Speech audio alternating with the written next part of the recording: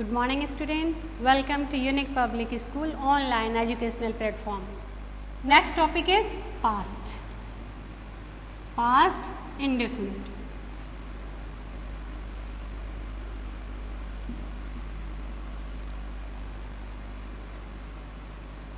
Past indefinite भी बिल्कुल वैसे ही है जैसे हमने प्रेजेंट इंडेफिनिट पढ़ा था, वो भी सिंपल होता है, ये भी बिल्कुल सिंपल ही क्या है, जैसे मैंने खाया, I ate, I played, okay, I slapped. इसमें और उसमें एक ही डिफरेंस है कि प्रेजेंट इंडेफिनिट जो है उसमें हमारा हमेशा V1 का यूज़ हुआ, ठीक है, लेकिन ये पास्ट इंडेफिनिट में हम किसका यूज़ करेंगे, V2 का, ठीक है। मैं पहले भी एक्सप्लेन किया हूँ कि वर्ब के कितने फॉर्म होते हैं, V1, V2 and V3। As example जैसे हो गया गो, सेकंड फॉर्म हो जाएगा वेंट, थर्ड फॉर्म हो जाएगा गॉन, ठीक वैसे ही V1 हो जाएगा डू, V2 हो जाएगा did and V3 is done. Is it, ये है आपके फॉर्म्स। तो हमने जो प्रेजेंट इंडेफिनिट पढ़ा था उसमें सिर्फ और सिर्फ V1 का यूज़ हुआ था, जिसमें हमने देखा था सिंगुलर और प्लूरल के साथ एस और यस का यूज़ किस तरीके से होता है। अब V2 एक ऐसा है जो कि हमेशा V2 का यूज़ हमेशा पास्ट इंडेफिनिट में होता है, और सबसे एक इम्पॉर्टेंट थिंग है कि पास्ट इंडेफिनिट में V2 के साथ साथ V1 का भी यूज़ होता है। अब वो ये कैसे होता है कि V2 के साथ साथ V1 भी यूज़ कैसे होता है, वो अब मैं यहाँ डिफाइन करूँगी तो आप सॉर्ट आउट कर लोगे। Is it, let's start. तो पास्ट इंडेफिनिट का पहले मैं एग्जांपल आपको बताऊँगी, जैसे सीता एट मैंगो। अब यहाँ देखिए सीता क्या है, सब्जेक्ट, एट क्या है, वर्ब, ठीक है, वर्ब तो है, वर्ब का कौन सा फॉर्म है, सेकेंड फॉर्म है, क्योंकि ईट जो है वो V1 है और एट V2 और ईटेन V3। ये ग्रामर के ये जो टेक्निक है, कुछ ऐसे वर्ड्स हैं जिससे आपको लर्न करना होगा, लर्न करने के बाद ही आप इसके यूज़ को समझ पाएंगे, ठीक है। और इसमें भी कुछ रेगुलर और इरेगुलर होता है जो बहुत आगे चल के आपके काम आएंगे, तो अभी मैं आपको बेसिक नॉलेज ही दे रही हूँ। So concentrate here. Sita ate mango, यानी सीता आम खाई, सब्जेक्ट हो गया सीता, V2, एट जो है वो क्या है, खाया, ये क्या है, V2 है, एंड मैंगो ऑब्जेक्ट, यानी हमारा रूल क्या बना, subject plus V2 plus object. This is the main thing, you have to learn this one, okay, it's very easy, subject plus V2 plus object। Example के साथ मैंने आपको यहाँ बता दिया। तो यहाँ हमको यही ध्यान रखना कि हमेशा V2 का यूज़ होता है। अब एक दो एग्जाम्पल और आपको बताऊंगी, जैसे Mohan went to market। Mohan क्या है, सब्जेक्ट है, ठीक है, वेंट क्या हो गया, वर्ब है V2, जो मार्केट क्या हो गया, ऑब्जेक्ट। Understood, same thing. अब यहाँ कोई हेल्पिंग वर्ब का यूज़ नहीं होता है, पास्ट सिंपल में कोई हेल्पिंग वर्ब का यूज़ नहीं होता। ये हो गया Mohan went to market, subject हो गया, V2 हो गया, ऑब्जेक्ट हो गया, ठीक ऐसे ही Rama danced, Rama danced, Rama dance की, ठीक है, यानी कर चुकी है वो, रमा डांस्ड, ये भी क्या होगा, सिंपल पास्ट, रमा डांस की।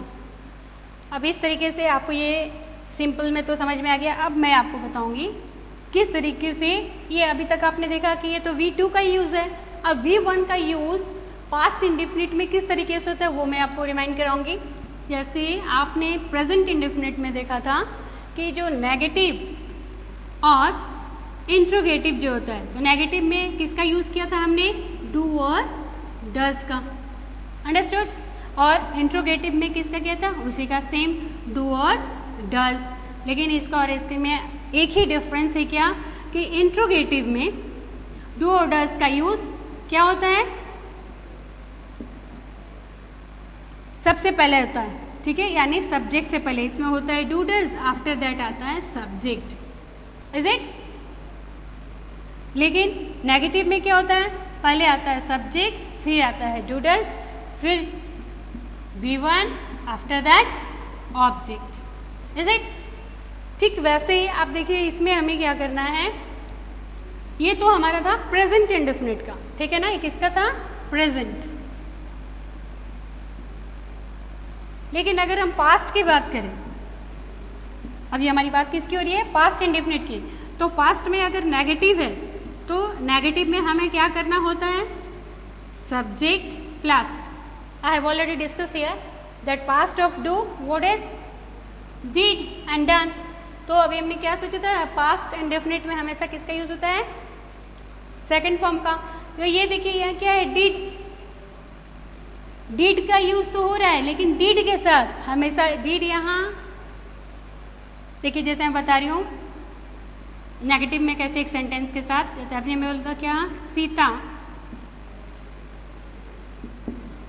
Eight mango, is it. अब इसको नेगेटिव में हम कैसे बनाएंगे, Sita did not, did not, अब यहाँ क्या है, ईट है, लेकिन यहाँ हमें क्या लिखना होगा, ईट, ईट मैंगो। अब देखिए, अभी मैंने आपको पहले भी बताया था कि हमारे पास्ट इंडेफिनिट में V2 और V1 दोनों का यूज़ होता है। V2 का आपने यूज़ यहाँ देखा पहले सेंटेंस में, ये क्या है, V2 है, लेकिन जैसे ही इसको हमने नेगेटिव में चेंज किया तो यहाँ क्या हो गया, V1 हो गया। क्यों, यू जस्ट ऑलवेज ना you remember that did, when did come, never use of V2, never use, okay। did के साथ कभी भी V2 का यूज नहीं होगा, हमेशा आपको क्या यूज करना है, V1 का यूज करना है। इसलिए यहाँ हो गया Sita did not eat mango। अब आते हैं हम, ये किसका था, ये नेगेटिव में था, ठीक है। अब इंट्रोगेटिव में हम क्या देखेंगे, इंट्रोगेटिव यानी क्वेश्चनिंग, जब हम क्वेश्चंस बनाते हैं तो मैंने पहले भी बताया था कि क्वेश्चनिंग के टाइम ऑक्सिलरी वर्ब जो आता है सब्जेक्ट से पहले यूज़ किया जाता है।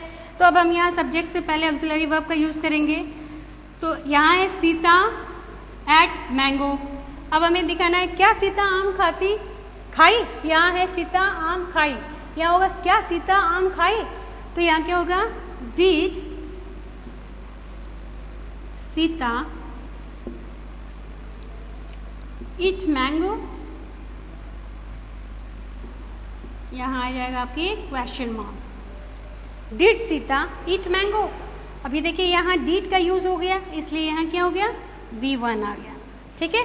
डिड सीता ईट मैंगो, क्या सीता ने आम खाया। तो ये तीनों ही आपको पार्ट मैंने बता दिया, क्या क्या, सिंपल, सिंपल नेगेटिव और इंट्रोगेटिव। अब इंट्रोगेटिव में अगर हमें नेगेटिव बताना है तो वो हम कैसे बताएंगे, did Sita not eat mango, did Sita not eat mango। यानी ये क्या हो गया आपका ऑक्सिलरी वर्ब, सीता सब्जेक्ट, उसके बाद not eat mango, ये क्या है, ऑब्जेक्ट, अंडरस्टूड। तो इसके रूल्स कैसे होंगे फिर से डिफाइन करते हैं।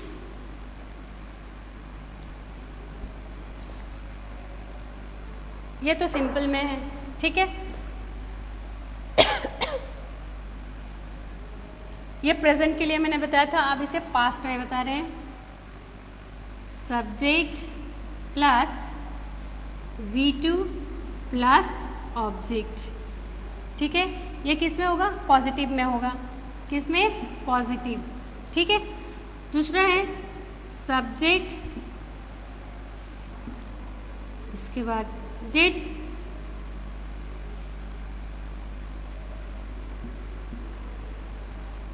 नॉट प्लस, सॉरी यहाँ डिड नॉट एक साथ कर सकते हैं, did not plus object, subject did not V1 plus object. ठीक है, क्योंकि मैंने पहले भी बताया था कि डिड के साथ क्या आएगा, V1 आएगा। थर्ड नंबर क्वेश्चनिंग, क्वेश्चनिंग में क्या हो जाएगा, सबसे पहले आ जाएगा did plus subject plus V1 plus object. ये हमारे रूल्स हैं किसके, प्रेजेंट पास्ट इंडेफिनिट के। I hope you understand both points, present indefinite and past indefinite.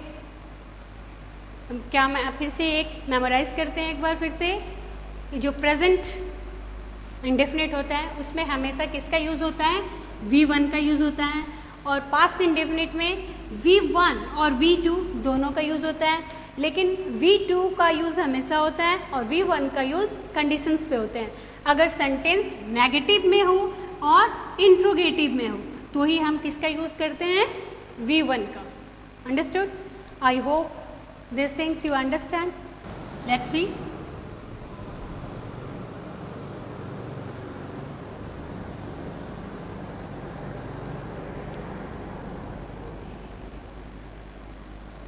Future indefinite.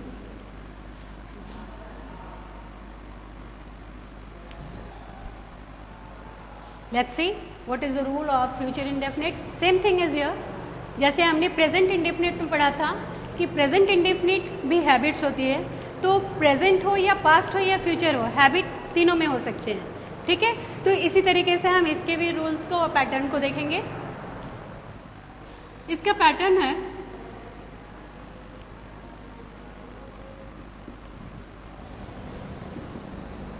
Subject plus will शैल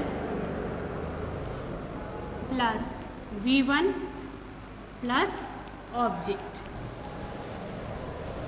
ये पॉजिटिव सेंटेंस में होता है, पॉजिटिव या अफर्मेटिव दोनों ही इसे कह सकते हैं, पॉजिटिव।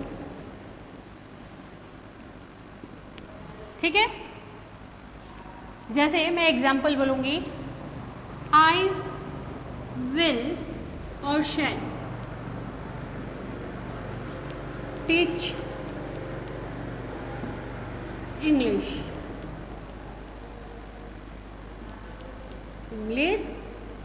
सब्जेक्ट। अब देखिए, जो हमने प्रेजेंट में किया था, क्या लिखा था हमने, I teach English, I teach English. यहाँ हमने किया था आई विल टीच इंग्लिश, ये था प्रेजेंट सिंपल।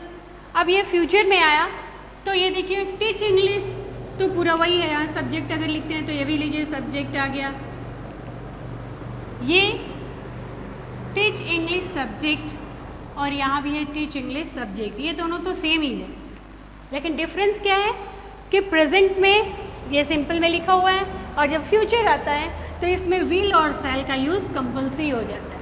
यही हमें डिनोट करता है विल और शैल ही कि ये फ्यूचर टेंस है। अंडरस्टूड? जिस तरीके से हमने प्रेजेंट और पास्ट में पढ़ा था कि इसका यूज़ पॉजिटिव में, नेगेटिव में, इंट्रोगेटिव में और इंट्रोगेटिव नेगेटिव में किस तरीके से होता है, वो हम यहाँ पैटर्न को करेंगे। तो फर्स्ट हमारा क्या रहा है, ये पॉजिटिव्स के लिए। ये पॉजिटिव सेंटेंस में हमारा है subject plus will shell plus V1 plus object. अगर ये नेगेटिव में होता है तो नेगेटिव में हम क्या करेंगे, इसका पैटर्न हो जाएगा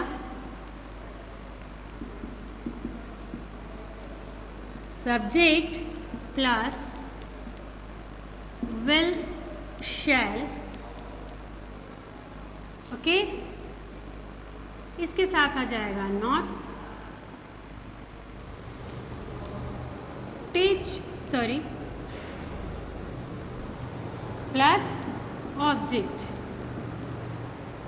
क्या हो जाएगा? सब्जेक्ट, विल, शैल, नॉट और ऑब्जेक्ट। अब इसका भी एक एग्जाम्पल मैं दूंगी, लेकिन इससे पहले बता दी कब यूज होता है। ये होता है नेगेटिव में, नेगेटिव सेंटेंस में, नेगेटिव सेंटेंस, इज इट। अब देखिए एक एग्जाम्पल इसका, देखिए सेम एग्जाम्पल मैं इसी का लूंगी। जैसे क्या है, आई विल और शैल दोनों ही यूज हो सकते हैं। शैल अभी रूल के अकॉर्डिंग क्या है, not, not teach, teach English subject, is it. अभी देखिए बाय मिस्टेक मैंने यहाँ वर्ब नहीं लगाया, तो यहाँ क्या आएगा, सबसे पहले शैल विल नॉट के बाद आएगा वर्ब V1, ठीक है, उसके बाद आएगा ऑब्जेक्ट। अंडरस्टूड। तो ये है इसका पैटर्न नेगेटिव के लिए। क्या है, सब्जेक्ट पर विल शैल, उसके साथ आ जाएगा नॉट, फिर V1 और ऑब्जेक्ट। आप देख सकते हैं इसमें आई विल और shall not teach English subject. Understood. कुछ नहीं था, इसमें पॉजिटिव है इसलिए टीच इंग्लिश सब्जेक्ट हो गया, ये नेगेटिव है इसलिए नॉट यूज हो गया, ठीक है। अब अगर यही इंट्रोगेटिव में हो तो इंट्रोगेटिव में पैटर्न क्या होगा,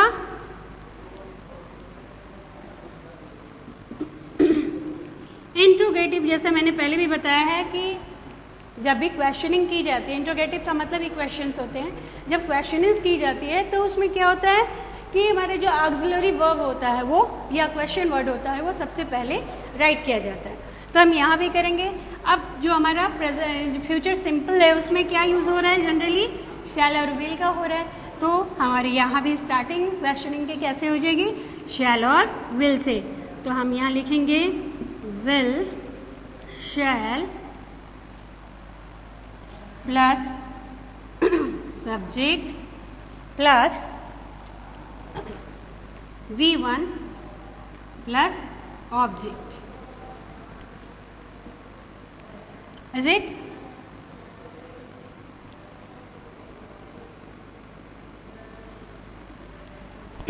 will shell plus subject plus verb plus object. अब इसको भी हम इसी जो एग्जाम्पल इसी से लेके देखते हैं क्या होता है इस एग्जाम्पल से। Will I teach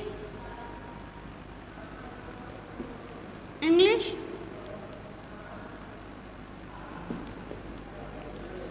subject. ये देखिए पहले में क्या है, पहला था I will teach English subject, second में नेगेटिव में क्या होगा, I will not teach English subject, third में क्या हो गया, will I teach English subject. अब यहाँ क्वेश्चनिंग है, पहला मैं पढ़ाऊंगी इंग्लिश सब्जेक्ट, नेगेटिव में होगा मैं नहीं पढ़ाऊंगी, और थर्ड में क्या है, क्या मैं इंग्लिश सब्जेक्ट पढ़ाऊंगी, ठीक है। तो ये डिफरेंसेस है किसमें, नेगेटिव में और आपके पॉजिटिव, नेगेटिव और इंट्रोगेटिव में।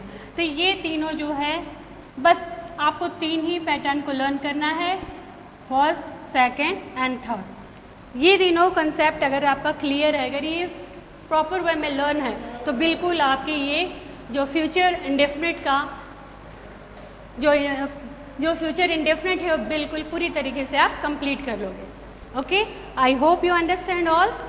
सो rest of topics we will discuss in next video. Bye.